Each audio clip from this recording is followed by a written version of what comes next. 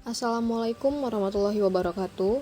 Kami dari kelompok 13 akan menyampaikan materi hukum laut internasional terkait pelanggaran pada zona ekonomi eksklusif. Video pembelajaran ini disusun oleh Novita Sari, NPM 19120111082, Desi Rahmawati, NPM 19120111138, Nani Herawati, NPM 19120111139, Muhammad Arif, NPM 19120111158, Wari Albari, NPM 19120111237, dan Dwi Syahna Putri, NPM 19120111267. Pengertian zona ekonomi eksklusif. Zona ekonomi eksklusif adalah wilayah laut di luar laut teritorial yang ditarik sejauh 200 mil dari garis pangkal.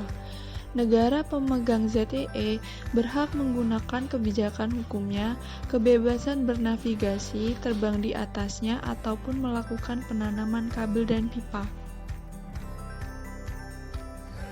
Sebagai informasi, di dalam wilayah zona ekonomi eksklusif, negara berpantai memiliki hak-hak berdaulat untuk keperluan eksplorasi dan eksploitasi, konservasi dan pengelolaan sumber kekayaan alam, baik hayati maupun non-hayati. Contoh pelanggaran zona ekonomi eksklusif di Indonesia. Hal ini dapat kita lihat dari masuknya kapal-kapal Cina di wilayah zona ekonomi eksklusif Indonesia pada tahun 2019. Indonesia melayangkan nota protes kepada Cina karena puluhan kapal-kapal nelayan mereka yang dikawal pasukan fregat berlayar di perairan dekat Natuna, Kepulauan Riau, tepatnya pada tanggal 24 Desember 2019. Pada awalnya, menurut data radar, Bakamla mendeteksi kapal itu berjumlah belasan. Namun, ketika ditemui di lapangan, ternyata berjumlah lebih dari 50 kapal, dengan dikawal 2 kapal penjaga pantai, serta 1 kapal perang Angkatan Laut Cina Selatan jenis fregat. Kemudian, Bakamla mengerahkan kapal KM Tanjung Datuk dan melakukan kontak radio untuk meminta kapal keluar dari perairan Indonesia. Namun, mereka menolaknya dengan menegaskan bahwa itu adalah wilayah perairan dan penangkapan ikan mereka. Indonesia saat itu menghindari konflik di tengah laut, namun tetap memantau kapal ikan Cina, di mana mereka tetap berlayar dan tetap mengambil ikan di sekitar Natuna. Meski Indonesia telah melayangkan protes kepada Cina, Presiden Cina Xi Jinping bersikukuh bahwa kapal-kapalnya itu berhak berlayar dan mengambil ikan, karena itu merupakan Laut Cina Selatan, tepatnya Kepulauan Nansa.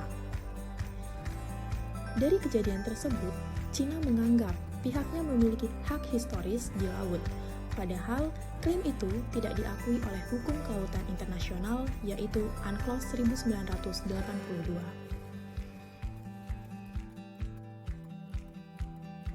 Peraturan pelanggaran zona ekonomi eksklusif.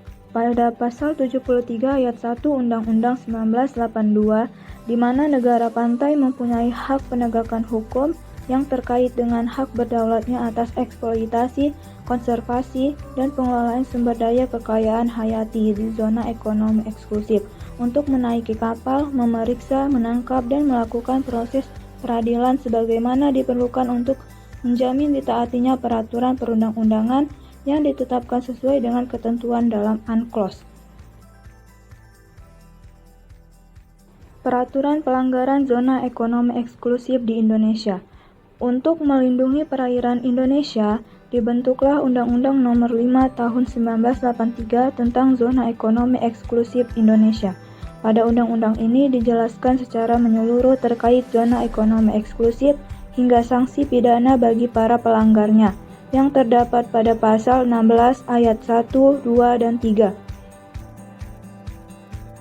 Sanksi pelanggaran zona ekonomi eksklusif, sanksi pidana, pasal 16 Undang-Undang Nomor 5 Tahun 1983, ayat 1, barang siapa melakukan tindakan-tindakan yang bertentangan dengan pasal 5 ayat 1, pasal 6, dan pasal 7 dipidana dengan denda setinggi-tingginya Rp225 juta.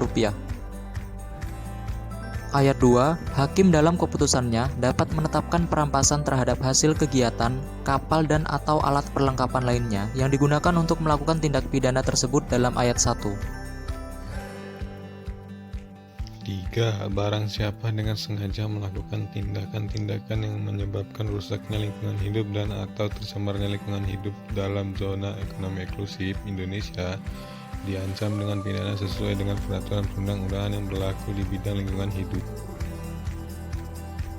Kesimpulan, berdasarkan pemaparan yang telah disampaikan, harapannya negara mampu lebih memberikan perlindungan terhadap zona ekonomi eksklusif Indonesia. Di dalam penegakan hukum, sebaiknya selain pidana denda, diberikan tindakan tambahan yaitu pidana penjara atau penyiaan bagi pelaku pelanggaran tersebut.